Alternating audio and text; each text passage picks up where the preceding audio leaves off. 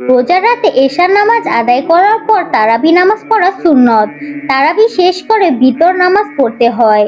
2 রাকাত করে তারাবি নামাজ পড়তে হয়। 4 রাকাত পড়ার পর কিছুক্ষণ বিশ্রাম নিতে হয়, তবে তা বাধ্যতামূলক নয়। আপনি চাইলে 2 রাকাত করে বিশ্রাম নিতে পারেন, কিংবা বিশ্রাম না নিলেও দোষ হবে না। তারাবি শব্দের অর্থ বিশ্রাম নেওয়া। রমজান রাতে নফল নামাজের প্রতি 4 রাকাত পর পর বিশ্রাম নেওয়া হয় বলেই এই নামাজকে তারাবি নামাজ বলা হয়। বিশ্রাম নেওয়ার সময় মনে মনে দোয়া দুরূদ পাঠ করা উত্তম।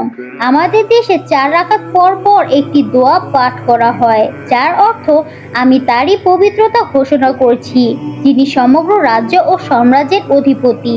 আমি তারই পবিত্রতা ঘোষণা করছি, যিনি মর্যাদা, শ্রেষ্ঠত্ব, দাপট, ক্ষমতা, অহংকার, প্রতিপত্তির একাচ্ছত্র অধিকারী। আমি সেই অধিপতির পবিত্রতা জ্ঞাপন করছি, যিনি চিরঞ্জীব, যিনি কখনো নিদ্রা গমন করেন না এবং যার কোনো মৃত্যু নেই, যিনি মহাপবিত্র, চিরনিষ্কলঙ্ক, যিনি আমাদের প্রতিপালক এবং ফেরেশতাকুল ও জিব্রাইলের প্রভু। 4 রাকাত পর পর এই দোয়াই পড়তে হবে এমন বাধ্যকতা নেই। আপনি যে দোয়াটি ভালো পারেন সেটা পড়লেও চলবে। দোয়া আরবিতে করার দরকার নেই। বাংলায় আপনার চাওয়া পাওয়া, অভিযোগ, অনুযোগ, দাবি দোয়া আল্লাহর কাছে তুলে ধরুন, এটাই উত্তম পন্থা।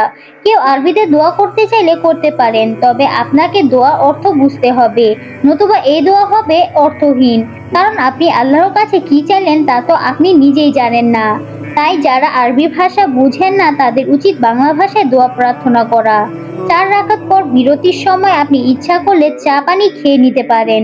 এতে করে নামাজে আরো বেশি আন্তরিক হওয়া যাবে। তাড়াহুড়া করা শয়তানের স্বভাব। নামাজে তাড়াহুড়া করা ঠিক নয়, এতে নামাজের গুরুত্ব কমে যায়। এরূপ নামাজ কল্যাণ বয়ে আনে না। নামাজ আদায় করতে হবে ধীরে সুস্থে, আন্তরিকতার সাথে। মহানবী সাল্লাল্লাহু আলাইহি সাল্লাম বলেছেন, তুমি এমন ভাবে ইবাদত করো যেন তুমি আল্লাহর সম্মুখে দাঁড়িয়েছো এবং আল্লাহকে দেখতে পাচ্ছ। আর বাস্তবে যদি তুমি তাকে দেখতে না পাও, তাহলে মনে করো উনি তোমাকে দেখতে পাচ্ছেন। আজ এই পর্যন্তই, দেখা হবে আগামী ভিডিওতে। ভিডিওটি কার কাছে কেমন লাগলো অবশ্যই কমেন্টে জানাবেন। আর ভালো লাগলে আমার চ্যানেলটিতে সাবস্ক্রাইব করে দেবেন এবং ফেসবুকে ফলো করতে ভুলবেন না। সবাই ভালো থাকবেন, ভালো রাখবেন। আল্লাহ হাফেজ।